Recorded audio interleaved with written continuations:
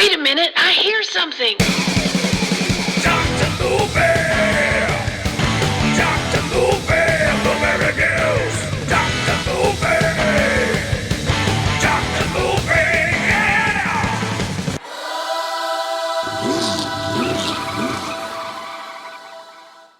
Hey everyone, what's going on? Welcome back to the show. It's Dr. Movie Time. And we got another one for you. This is a listener request from the great John Bell, who reaches out and mentions a lot of stuff and comments on a lot of movies. And so anytime he's willing to throw one in the ring here, I try to get around to it. It took me a while to get to this one. He brought it up. Oh, it's been a couple of months, I guess. So I finally get around to it. And he recommended it, so let's see how this one shakes out. We were talking about, see how it shakes out. Didn't intend that at all, but it's perfect. When you're talking about a thing called Willy, let's see how it all shakes out with the Willy in the Wonderland, right? So yeah, Willy's Wonderland from 2021. Hey, it's a newer movie, folks. It's a horror / action flick. Yeah, man. Let's see here. It is directed by Kevin Lewis, who hasn't really done anything else that I really am familiar with.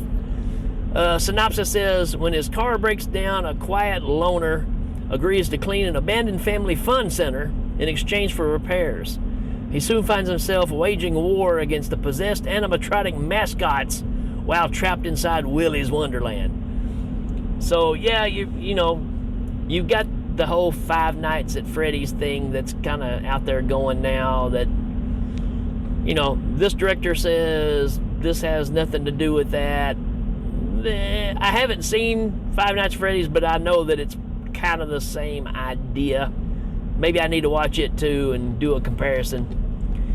But hey, all of you Gen Xers like myself, this one kind of hits at home because we grew up with Showbiz Pizza, and which is where the animatronics kind of started. You had that, and of course Chuck E. Cheese came a little later on. But let's take Showbiz Pizza and combine it with, I don't know, Child's Play, Chucky.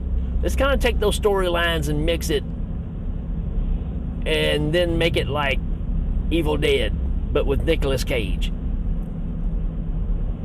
Does any of that sound wrong? Right? When you talk about it, it's like, okay, yeah, all right, I'm on board. Let's see. It says where to watch. I didn't watch this on Tubi, but right now my screen says you can watch it on Tubi. So there you go.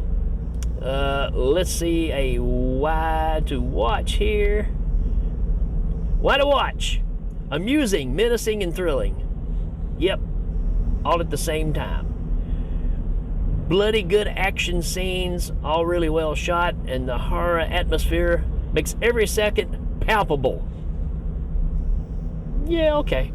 It's not as exciting. It sounds like you try to be smarter than you really are. Cage is amazing. The animatronics are awesome. The music is hilarious. And the deadpan comedy had me in stitches. Yeah, that's the other thing, is this is very, dark humor. It's fun. It's a fun movie. So overall, hey, this one here says, overall, it's a fun, fast-paced, rinse and repeat style horror made for B-movie lovers. Nailed it. That is really it. There's no doubt that this is made for the love of horror movies, right? No, I have got an extra one here. Suspenseful, intriguing, and overall amazing film.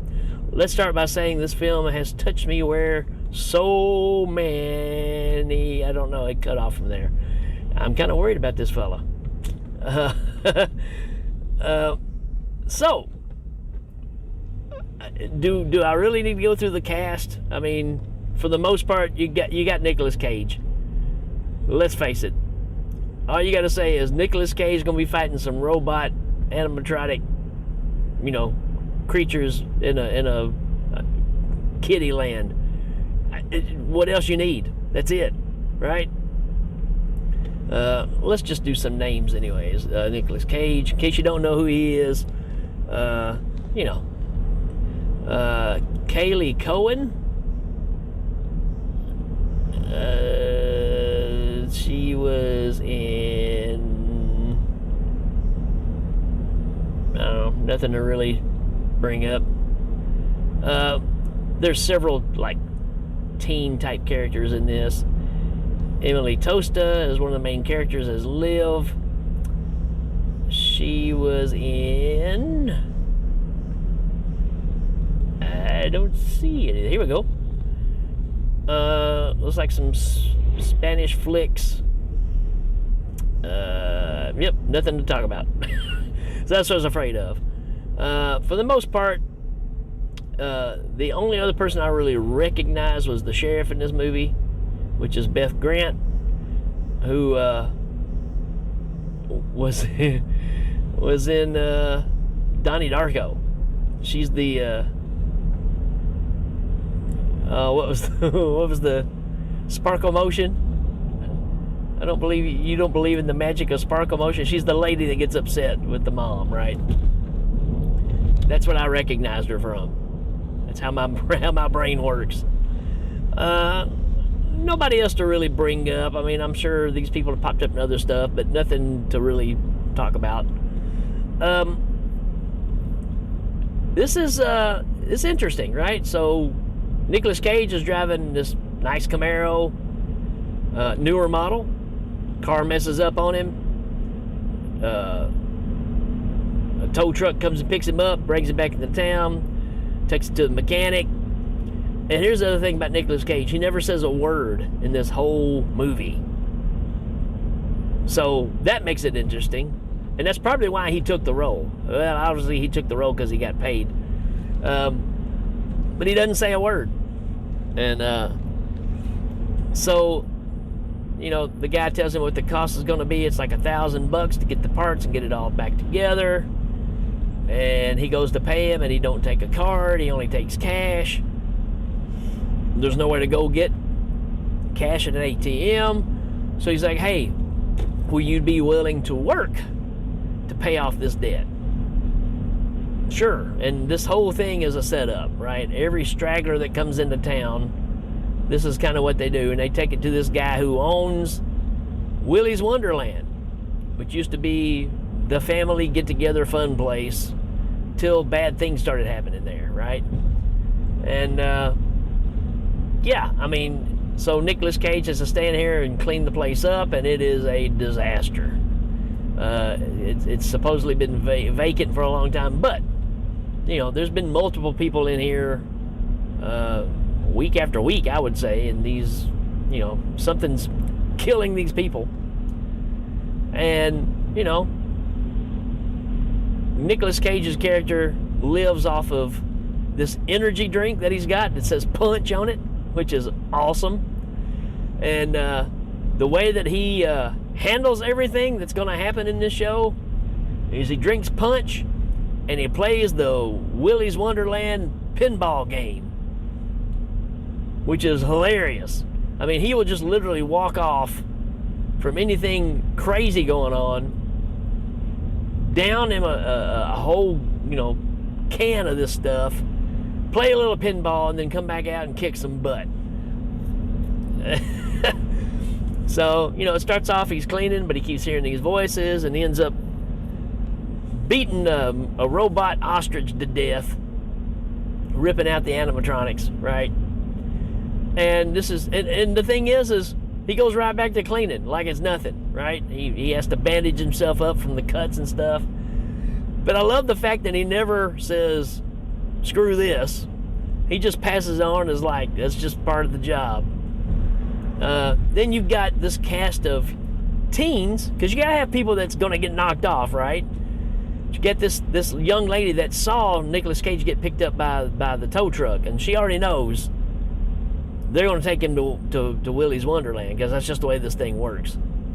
So she's trying to burn the place down. She gets arrested by the cops all the time. And you think it's just, well, she's a bad kid and you know, the cops are busting her and she stays in trouble. No, that's not why they bust her. They bust her because later on you find out the sheriff tells another deputy or somebody that's new there. This whole story of what's going on with Willy's Wonderland. And supposedly, some people were doing some satanic rituals in the happy room, or whatever they called this one room, where they had the birthday parties. And this person would dress up as Willy the Weasel and go in there and kill everybody in the birthday party. And it leads to the fact that they were doing these satanic rituals in this room, and they were conjuring up spirits. And I'm a little confused on this part. Are the spirits of the people that are getting killed or put into the robotics? Again, we're talking like Child's Play, right? Where something that's mechanical can hold a spirit in it. And that's why these things are evil, right? So the thing is the curse is not just inside of Willy's Wonderland. It's affecting the whole town. So if they do not sacrifice people ever so often, then it starts affecting the local kids in the town, wreaks havoc on the rest of the town. So they do this as a sacrifice to please the demons, right?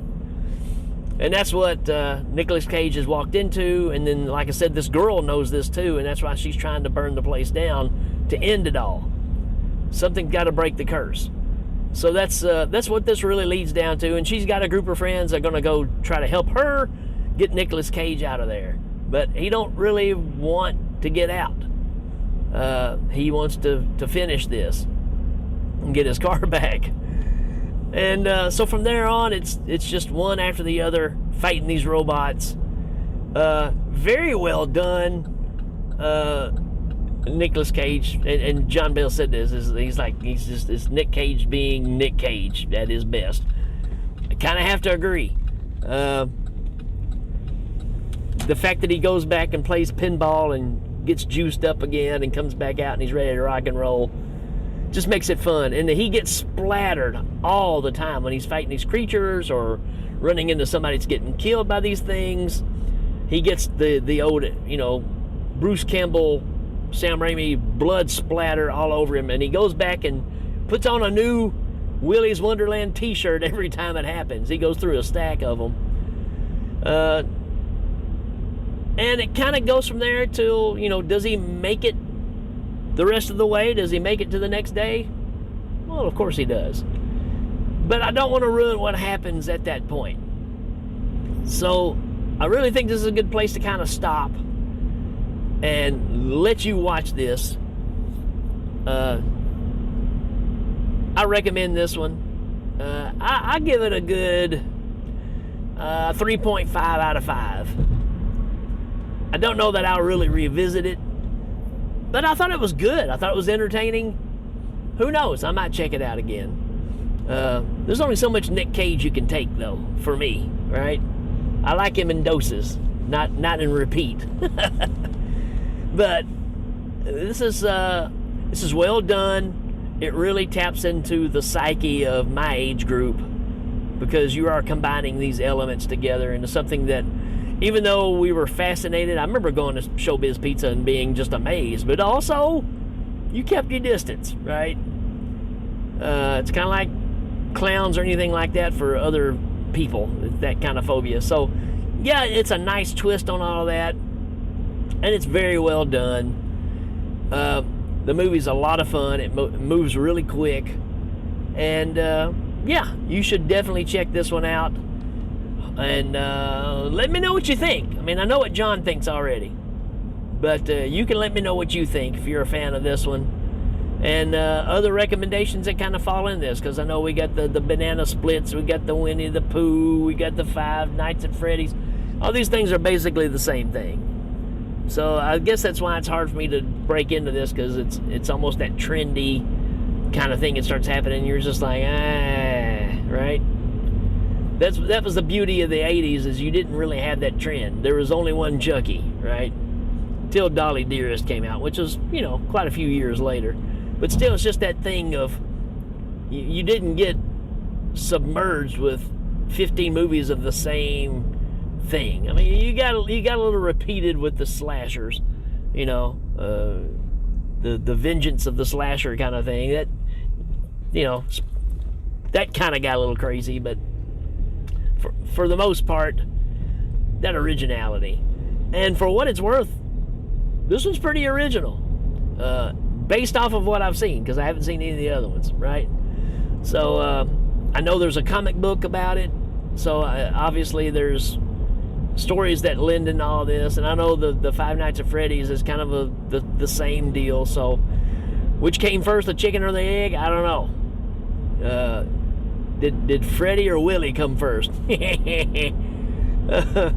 Alright folks, I don't have anything on this one. Let me know what you think and give me some recommendations, and we will check you later.